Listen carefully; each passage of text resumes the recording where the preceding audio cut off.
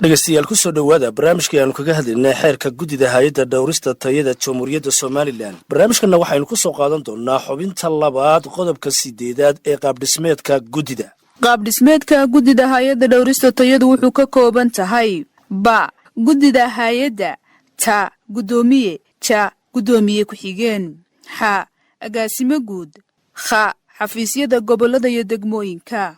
qodobka 9aadna waxaynu ku eegi doonaa magacaabista iyo dhismaha guddida. kow guddida waxaa magacaabaya madaxweynaha Jamhuuriyadda Somaliland waxaanay ka koobnaanayaan 7 xubnood oo 3 ay yihiin rayid madaxweynuhu soo xulayo iyo 4 xubnood oo ay soo sharaxayaan wasaaradaha ganacsiga, xanaanada xoolaha, caafimaadka iyo beeruhu. 2 muddaxileedka guddidu waa 5 sano oo ka bilaabmaysa maalinta uu ansixiyo golaha wakiiladu. dhaarta rasmiga ah ee qarankana la mariyo waxaana dib loo magacaabi karaa muddaxileed kale. qodobka 10aadna waxaynu ku eegi doonaa xilka iyo waajibaadka guddida. xilka iyo waajibaadka guddidu waa kow dejinta siyaasadda guud iyo istaraatiijiyadooda shaqo. 2 ansixinta iyo meelmarinta qorshaha guddidu u aragto lagama maarmaanka iyo hanaanka uu shaqaynayo.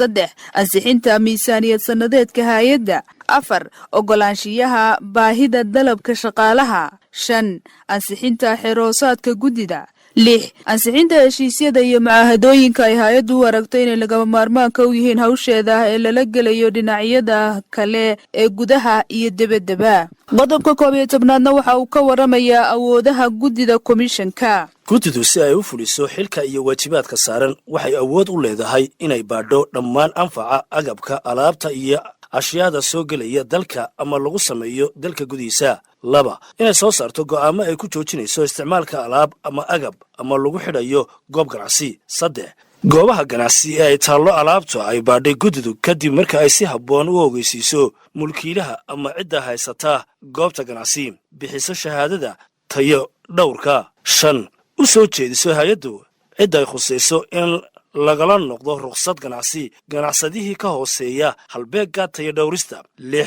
in ay u gudbiso laamaha sharci fulinta cidda ay u aragto in ay ku gaftay xeer. 7 go'aanka guddida ee ku xusan farqadda 2 ee qodobkan ama go'aankii kale ee ay soo saarto guddidu waxaa looga rafcaan qaadan karaa maxkamadda sare. 8 soo saarista xeer nidaamiyaal, hagayaal iyo habraacyo. 9 qaado tallaabooyin kasta oo ay xaqiijinayso ujeeddooyinkeeda oo dhowraysa xeerka. 10 howlgelinta iyo qaadashada shaqaalaha laga maarmaanka ku ah xil gudashadeeda iyada oo xeerkaasi la dhowrayo. barnaamijkaasi ayaanu kaga hadlaynay xeerka guddida hay'adda dhowrista tayada Jamhuuriyadda Somaliland xubintiisii labaad qodobka 8aad iyo qodobka 9aad iyo qodobka 10aad iyo qodobka 11aadba intaasi ayaanu ku soo gabagabaynaynaa. barnaamijkan dhigiisa intaynu ku kulmino waa Asiya Jaamac Ciise iyo anigu Xasan Xarbiyo idiga tegaya nabaday.